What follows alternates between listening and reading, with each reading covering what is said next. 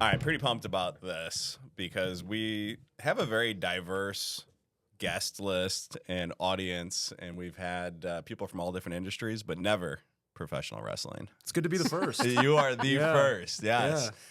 Top 500 in the world. That's true. Mike Skyros, right? Number 45 for anyone at home. All right, Yeah. 485 and improving. So where'd the journey start?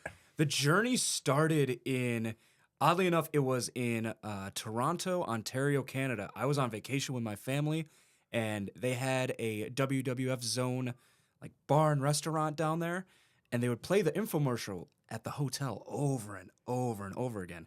And I had been familiar with wrestling. A lot of the kids at school talked about it, but it wasn't something that was played in my home.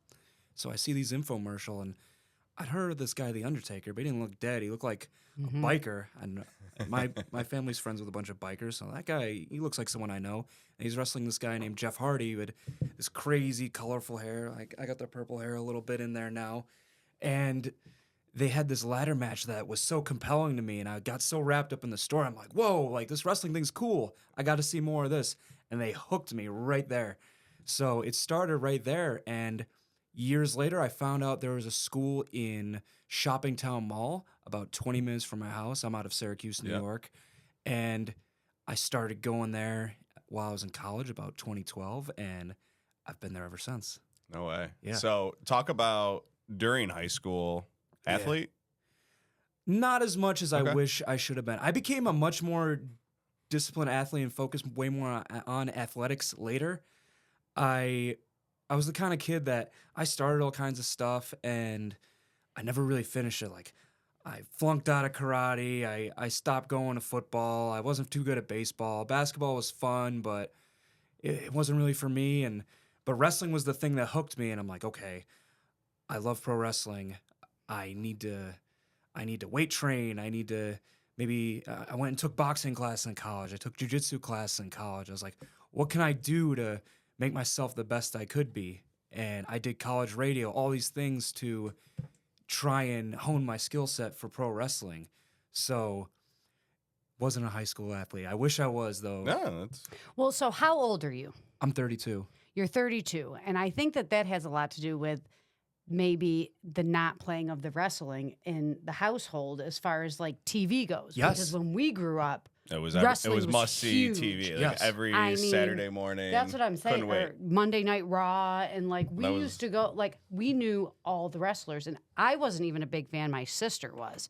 So I'm telling you, that was something that was played in households a ton. So I think that might have something to do with it. But let's talk a little bit about like what a day looks like for you as far as training goes. Like weightlifting, like.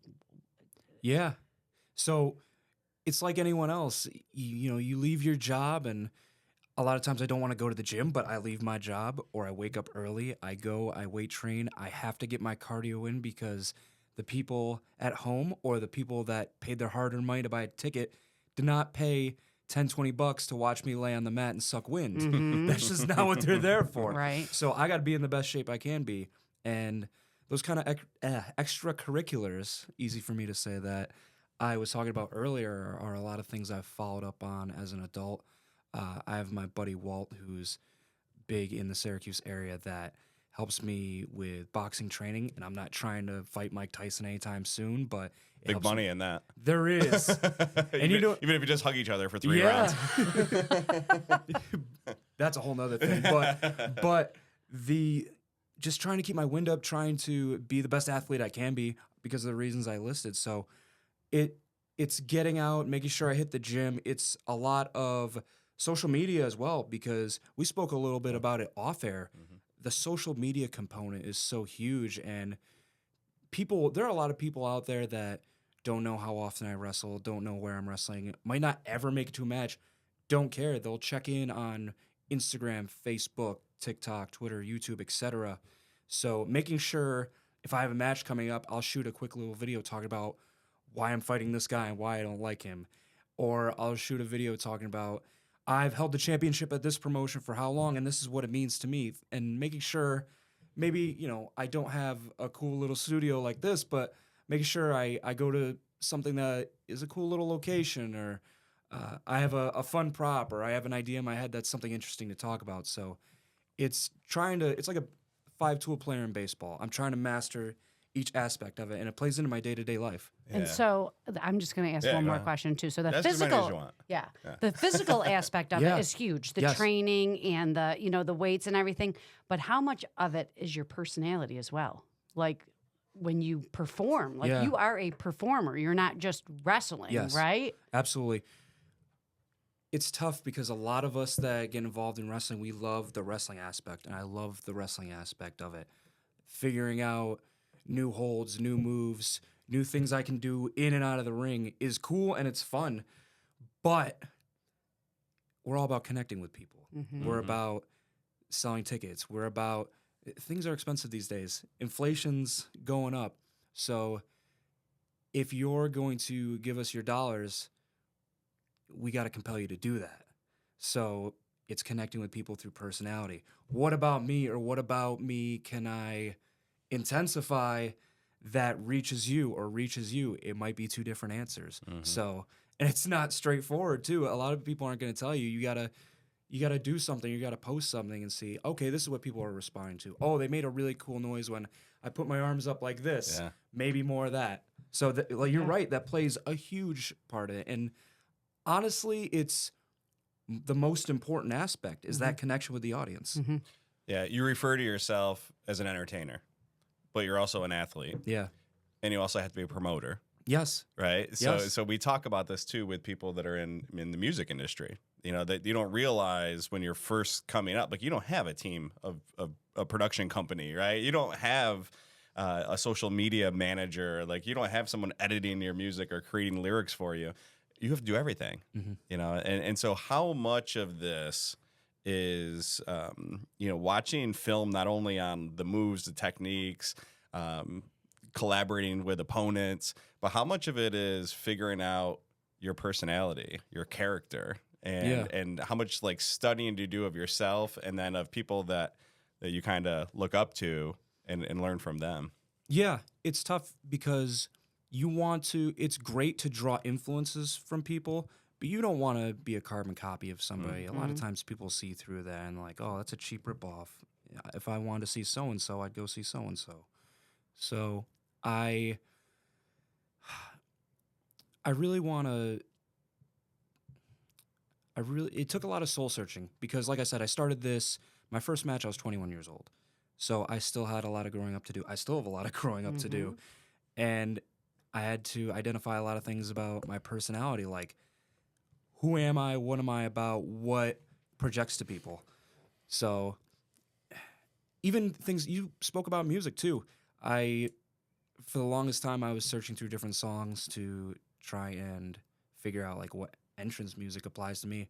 And eventually I just paid someone to do it for me, and they did it way cooler and emphasized my qualities way better than a song that I found out there. So it is a lot of finding out about yourself. So at the time you were in college, right?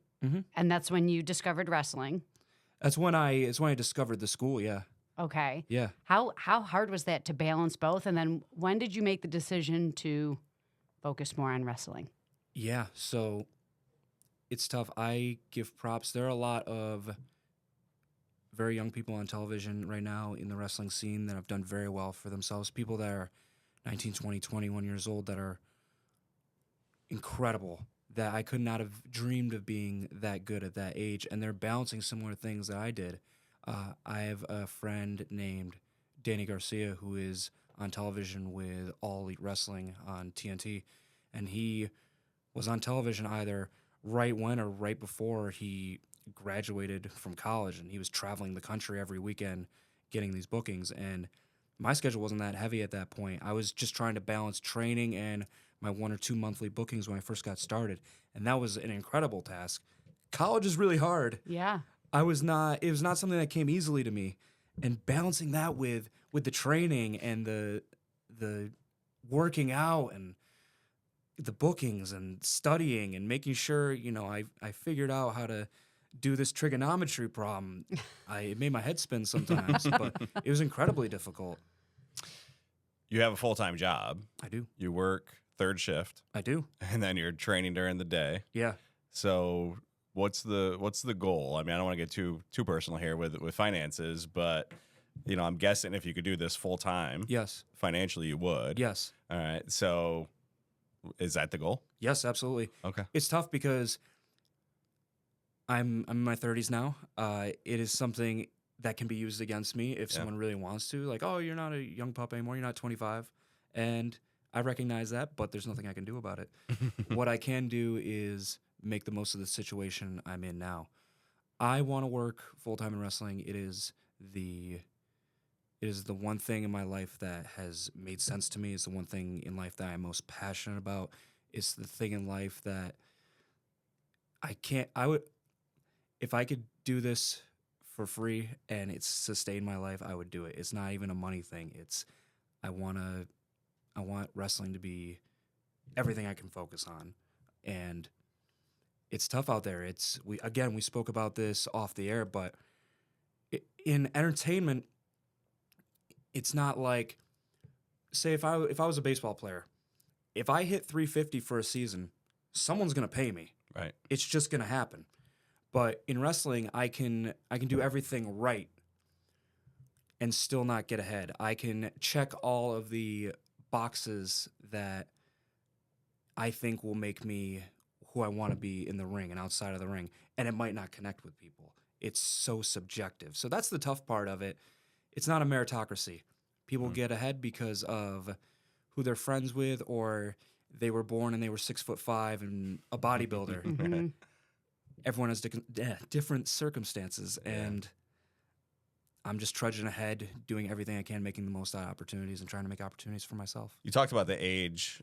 What is I know it's probably unspoken, unwritten, but what's the perceived window? Yeah. So most people in wrestling are like their physical prime meets their skills in wrestling usually between 35 and 45. Most of the guys you see on TV are in their late 30s, early 40s, mid 40s. No kidding. Yeah, because learning to do a body slam is hard, but if you do the technique correctly, that's how you do it. Learning to wrestle in the ring and have a match that gets people emotionally invested in what you're doing, that's not easy. For most people, that takes years and years and years of trial and error and figuring out what works for you.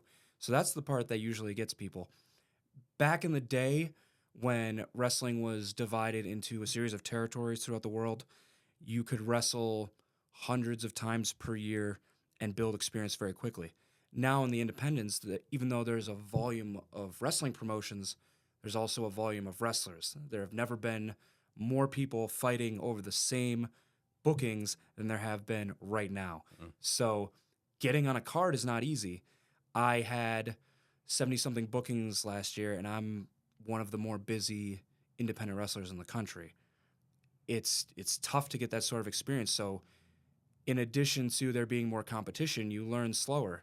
And a lot of the times WWE is looking for college athletes, people that are famous from other forms of media. So it's tough to make yourself stand out amongst the sea of people. So let's talk about, we know that wrestling in Syracuse is home. Yes. And that's got to be special. Yes. Talk about some other places you've wrestled. Yeah, I've been very fortunate. I've wrestled quite a few places. So I do a lot of bookings in New England. I just lost the championship on Saturday, unfortunately, but there's a great promotion called Pro Wrestling Grind that I was champion for almost 2 years out of East Hampton, Mass. I have been in all the states in New England. I've wrestled in Canada. I've wrestled in the major cities like Ottawa, Toronto, Montreal. I've wrestled in New York City. I've wrestled in Fenway Park in the concourse, which was amazing. Yeah, I've wrestled at the Nexus Center that I drove by on the way here. Yeah. I've wrestled in Philadelphia, New Jersey, pretty much everywhere in the Northeast. I've been in a ring there. Cool. You're heading to Alabama. Yeah, I was telling you, in a few weeks here, I have the opportunity to wrestle in the South in Alabama, which I've never been down there even for like a personal trip. So a bunch of us are gonna get in a car. We're gonna drive down there. We're gonna see what happens. We're gonna go to a Waffle House. We'll try and find a Buc-ee's. I hear that's the place to go. Buc-ee's is. I've never been to a Buc-ee's. I just went to my first Buc-ee's. He was a couple in weeks ago. Texas. He came home, and I'm like, I am so jealous. Like, this is huge. Yeah. So go enjoy that for sure. Absolutely. I don't know if it'll live up to the hype now. I mean, I feel like it's overhyped. The bar's Buc-ee's. high. Yeah, the I bar know. is high. So how different is that when you get down to Alabama? Like, you don't know these guys down there, correct? Nope. So you're gonna get into the ring with someone that you've met prior, or Probably not. okay. No. So it's just first time you're meeting in the ring. Yeah. Okay. Yeah, that's part of it. It's navigating these interpersonal relationships. This person who I've never met before, I've never spoken to online, nothing. I have to trust that they're going to pick me up upside down where they could drop me on my head and break my neck or kill me. And I am trusting them with my life because whatever people may think about wrestling, the mat is made of wood and steel with a thin pad and a canvas over it. You hit that at the right angle, it's bad news. Yeah. So there's a lot of trust that exists between myself and whoever I'm in the ring with to make sure everyone gets out there in the same condition they arrived with. And that's another part of the challenge. So that was one of my questions. I was up at 4:30 this morning in anticipation of this interview. And with my morning coffee, I watched your match against Suzuki at the Nexus Center. Right. Yeah. So the match ends with him pile driving you. He sure did. And I was like, holy shit. Like that, because they showed the replay and I was like trying to find the technique. And it looked like your head hit the mat. Yeah, I was trying to find my head afterwards. Yeah. So like, A, did you know that was going to happen? And B, like, how scary is that?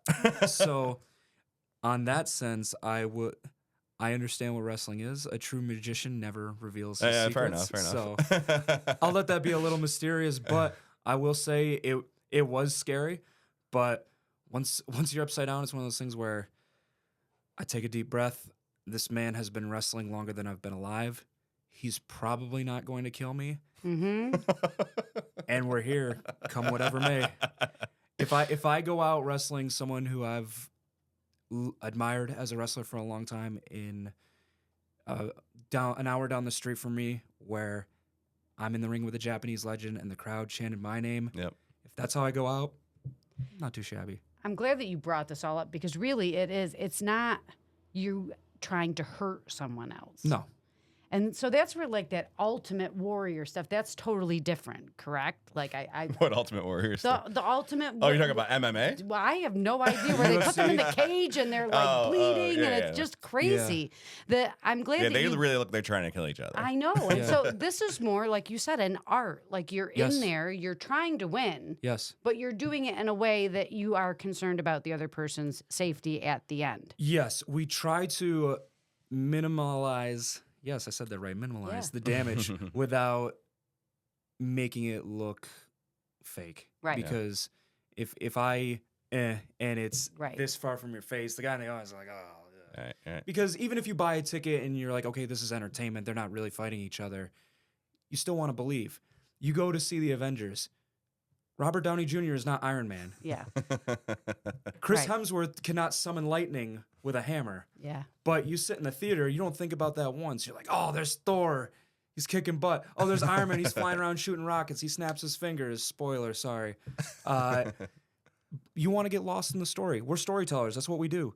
We tell stories, and the medium we tell our stories with is through our bodies, through the action in the ring. So it's our goal to get you lost in the match without thinking about what's going on not being completely legitimate, because a lot of real things do happen in that ring. Sure. Like I said, I get slammed on the ring. It hurts. But I don't want people walking out with black eyes or broken bones or bleeding or anything like that. So like you said, it's an art, and I appreciate that language because that's the way I look at it. For sure. Everybody has their thing that they Sure, enjoy watching, whether it's a play, a concert, and It's like anything. Yeah. People that are really good at something, you watch it and you think it's easy. Yeah. You don't, because they make it look easy. Yeah. But it's not. No. And you're in many ways like almost like a daredevil, right? When you're telling the story of like, hey, I'm gonna trust this guy I've never met with my life right now. Yeah. I mean, that's That's wild. I'm And gonna he be barely speaks English. perfect. What nationality? Suzuki's Japanese, so very little English. Oh, you're talking about. I thought you were talking about the Alabama. Oh, I have no idea. Oh, okay. They kind of speak a different language down there too, a little Yeah. bit, but yeah. Well, a lot of the guys in Montreal speak English, but they don't want you to know that. Okay. They like the French, so. I'll be the guy that asks the questions that Yeah. you're gonna keep saying. I can't answer that, but I'm gonna ask it anyway. Shoot your shot.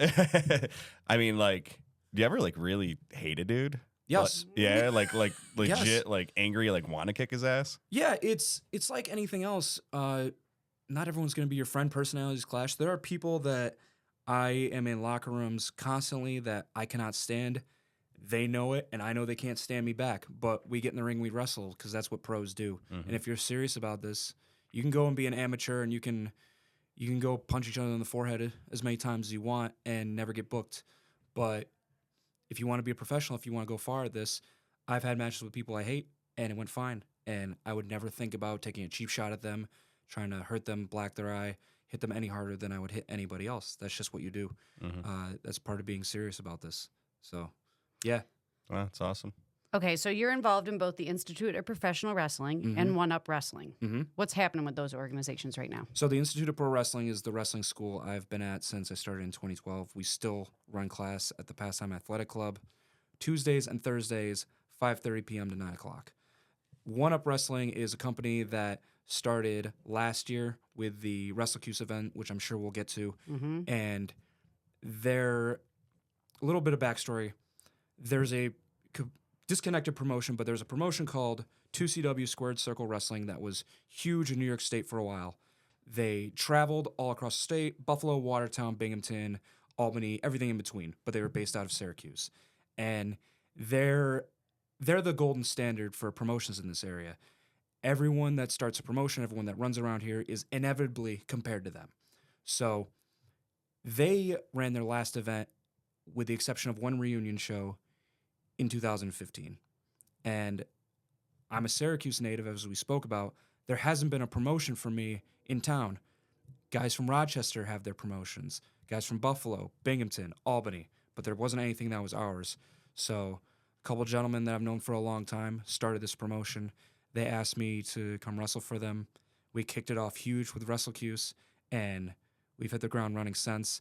I just did a panel for them in March at the Syracuse Fairgrounds, and it was myself, WWE Hall of Famer Billy Gunn, UFC Hall of Famer Dan the Beast Severn, and former WCW many-time champion Buff Bagwell.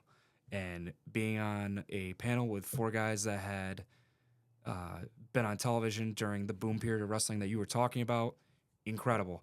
So what we're doing with One Up is we have an event coming up on May 17th in Fulton, New York.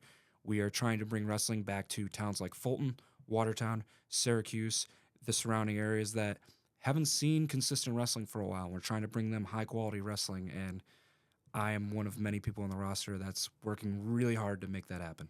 It's awesome. Your mood kind of changed there. Like you got a little more tense and excited about the business aspect of it and what you're doing there. Let's stay there. Let's first talk about how people connect. Yeah. Right? How do they know about these events, and how do they follow you and your company and what you're doing? Yeah. So like I spoke before, the social media aspect is really big. Making sure the word's out on Facebook, making sure people are putting out videos, photos, reminding people that this event's happening. But as wild as it sounds, hanging flyers in gas stations, bowling alleys, restaurants, all that, it makes a huge difference. Yeah. Because not everyone's on the internet, not everyone's on Facebook, not everyone is connected with the companies in that way. Even broadcasting on local radio, local television makes a huge difference, and I've seen it in the ticket sales. And additionally, it's making sure that once the people are in that building, no matter how many people showed up, if we have 20 people show up to the show, those 20, we're going to work 10 times as hard for those 20 people because we're going to reward them for coming. And hopefully next time there's 30 people or 40 people or 50 people. We have run 3 events in Fulton, New York. Each time we got more people, and I think that's a testament to the hard work that everyone's put in. And people go there and they're like, oh, there's this event happening in town. I can bring my kids to it. They're family friendly. The guys are going to sign autographs for the kids and high five them. And the kids are going to go home talking about, oh, I saw Corey Jackson, or I saw Don Freeze, or I saw Mike Skyros, and they high five me and they talk to me and they autograph my shirt or whatever thing like that. And they tell all their friends, and now here's a way for the parents to things are expensive. They can spend $5-10 per kid and take them to an event as opposed to whatever else might be happening in town. And a lot of the parents get hooked on it too. Yeah, no, that's awesome. You talked about 20 people. You talked about Wrestlecuse, Yes. which had 1,400 Sure plus. So let's talk about both sides of that. Like how difficult, because there's an energy, right? I mean, Yeah. you're an athlete, you're an Yes. entertainer. I mean, you feed off the energy of the crowd, and even what I was watching with you and Suzuki, like towards the end, like it got intense. You know what I mean? And the crowd's into it, Yes. and you're feeling that, and you're fatigued at that point, so that Yeah. helps, right? So talk to me about how difficult it is when there's small crowds, and then just how awesome this Wrestlecuse thing is becoming. Yeah, so there's all kinds of dynamics within it because there are small crowds that are incredible. The worst crowd's a quiet crowd. The Right. worst crowd's a crowd that is sitting on their hands. And a lot of people in my profession will say things like, oh, it's a bad crowd, oh, it's a tough crowd. And it may be, you may need to work a little harder at it, but people paid their money to come out and see wrestling. So it's about unlocking what they're looking for that night. But I've wrestled in front of 3 people. I've wrestled in front of 2,000 people. The energy in the room can be nuts at either. So the toughest part about working to a bigger crowd is individualizing the experience for people. So if I'm in a smaller crowd, or even if I'm in a bigger crowd, like I'll try to make direct eye contact with people, and you can see it has an effect on them. Sometimes with the bigger crowds, it's a cool problem to have, but you got to reach that guy that's way up in the cheap seats. And a lot of people don't have that skill set.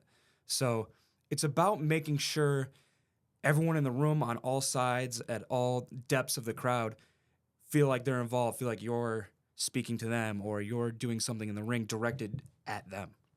So let's talk about the crowd a little bit. Do you see younger kids? Do you see older people? What's the demographic of the crowd? It depends on the promotions. Some promotions cater themselves to different crowds. So I'll use One Up again as an example. One Up, we have a retro video game theme. Our talent and our presentation is very much directed at families. So a lot of younger kids can get involved. We have a lot of big, colorful characters. There are promotions I go to in different parts of the world, like a city like Philadelphia, per se, where it's a little less big, colorful characters. It's a little more shades of gray, and you wrestle to those people. I wrestled in a bar in Philadelphia where there wasn't a ring. There was a stage with a band playing, and we were fighting in the crowd and bumping into people or bouncing off the stage, or I slammed the guy's head off the speaker. And it's all about being dynamic and having a varied skill set. So at the ideal wrestling show, I see a little bit of everybody. My favorite types of shows to be on, and the shows that I think are the coolest, are the ones that appeal to everybody. There are a lot of people that have used the analogy of, even though it's a little dated now, of a 3-ring circus. So you'll have your brawler type wrestler. You'll have your high flyer, sometimes like a masked wrestler. You'll have a big powerhouse wrestler. You'll have women on the show. You'll have tag teams on the show. You'll have guys of more of an MMA background. All different flavors of wrestling, and there's a little bit of something for everybody. That's cool. Let's talk about your wrestling name, Yes, Moonlight Sun. that's me. Where'd it come from? It didn't come from me, actually. Okay. So I wrestle with, if you've seen photos of me, you'll be able to see, I wrestle with a mouth guard with fangs on it. Yep. I just started doing it because it looked cool. I was just throwing different stuff at the wall to try and see what stuck. So promoter named Jose Garcia that I worked for in Rhode Island, he put out a promotional poster that said, returning to XWA this week, Moonlight Sun, Mike Skyros. And I'm like, what's that? He's like, oh, I don't know. It sounded like vampiric, and I think you look like a vampire. I think it sounds cool, so I put it on the poster. I'm like, I like it too. Can I steal that? And he's like, yeah, sure, whatever.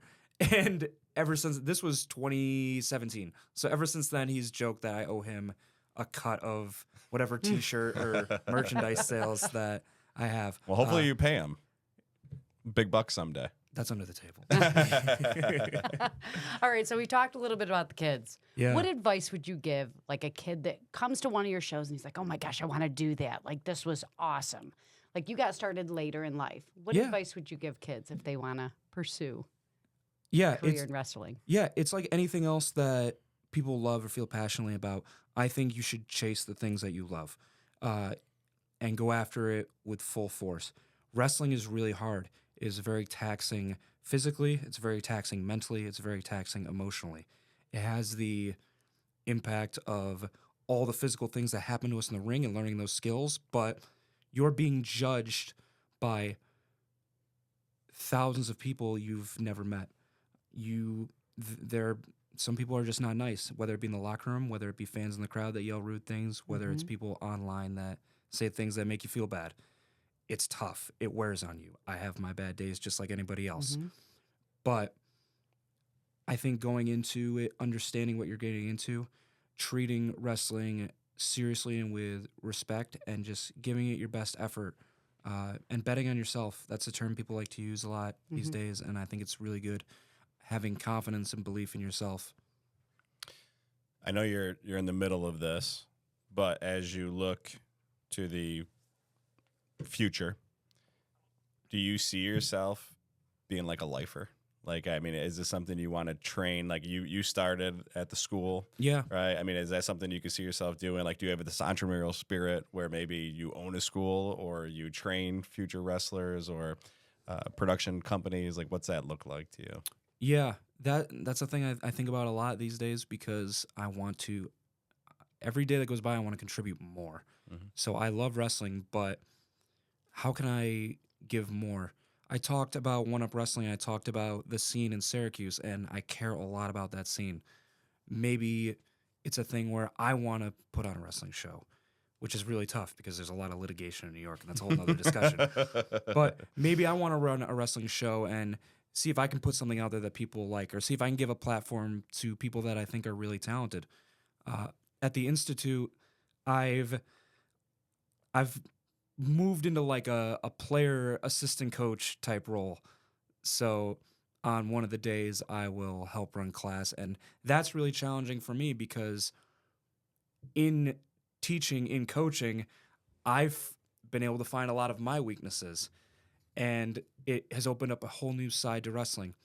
I talked about college. I was a communication major. I did college radio the entire time I was there. I really enjoyed that. I really enjoyed interviewing. I really enjoyed talking to people. I really enjoyed putting together the different audio and video editing aspects of that.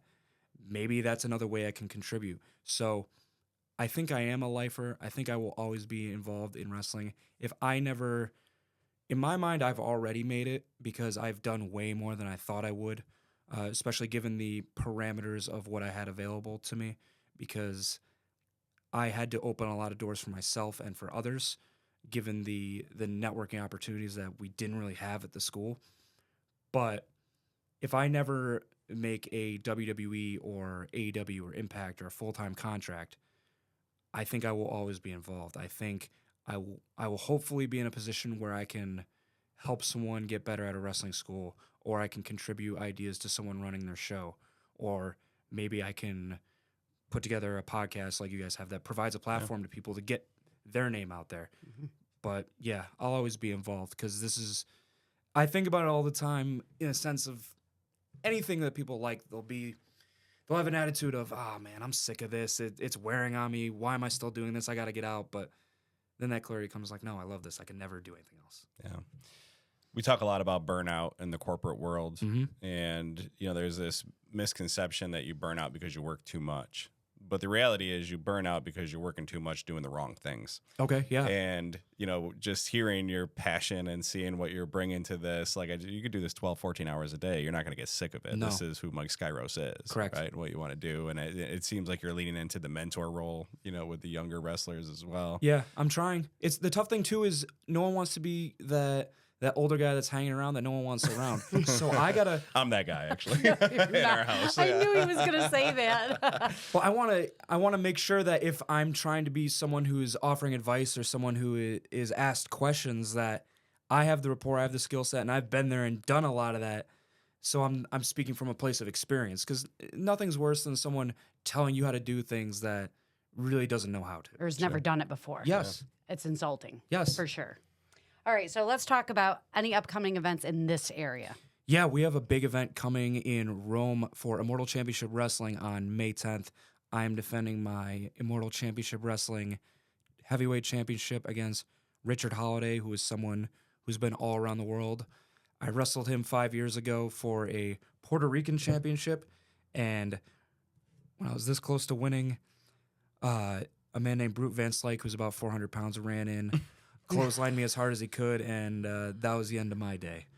So I get a chance to right that wrong. Redeem yourself. Yeah. Yeah. All right. How can fans connect with you, follow your journey, and figure out where you are? Yes, I'm on all social medias at Mike Skyros, Instagram, Twitter, Facebook, TikTok. I have a Discord page that's linked, and what that does, it's a direct connection to me. I am most active on that message board. It has all my announced dates. It has all my merchandise links. It has some behind-the-scenes stuff. It has blogs on different things like music, my thoughts on certain things in wrestling, matches I've had over the years. That's a one-stop shop for all things me. But any social media that you have, you can find me there, and I'm usually pretty responsive. All right, Mike, we end all these with our rapid-fire questions. I'm ready. I'm sure you are. Yeah. All right. So, what's your favorite, or is there a signature move that you have, or a favorite move that you have? Yeah. So, I like a good clothesline. There's something about just how visceral it is to just swing your arm as hard as you can at somebody. I really like that. And if you've ever seen me clothesline someone, I think that comes across. Yeah. Dream opponent, past or present? Dream opponent would be Rey Mysterio. He's someone I look up to a ton. His skill set is not something that I can do for the most part, but I think he's incredible. And he's in his 50s now, and he's still one of the best doing it. Absolute legend, so him. All right. Best venue you've wrestled in? Best venue I've wrestled in is, I'm going to give you multiple answers. So I wrestled on the concourse of Fenway Park, and being a guy that was born in Massachusetts, that was pretty cool. And wrestling at the New York State Fairgrounds was incredible, given the volume of the crowd. Like, to have, it wasn't just me, it was a group effort, but to have the people stay all the way to my main event, because if they didn't want to see me, they could have left after they got their autographs. So that was pretty cool. Is that going to be an annual event? I'm hoping so. Okay. Yeah. Working through the New York stuff. Yeah, it's out of my hands, but I've been in contact with them, so if something is announced, something happens, I will be a part of it. Cool. All right, one song that gets you hyped before a match. Ooh. My entrance music gets me pretty good now. It's an original. It's supposed to be on Spotify soon, but I'll give you a real answer. I went to... That's a real answer. It is. I'll give It's you your a song. I'll give you a tangible answer, though. Okay. But I went to Philadelphia. I was in Philadelphia for a booking Sunday. I stayed Monday. I saw a band called Spearbox. They have a song that they came out with called No Loss, No Love, and that's been on heavy rotation on my gym playlist, so that. All right, last one. One word that sums up your journey wrestling in Central New York. Perseverance. That's a good one. Mike Skyros, the Moonlight Sun. This has been a fascinating, entertaining interview. We appreciate you coming in, my friend. Appreciate you Thank guys. you Thank so you. much.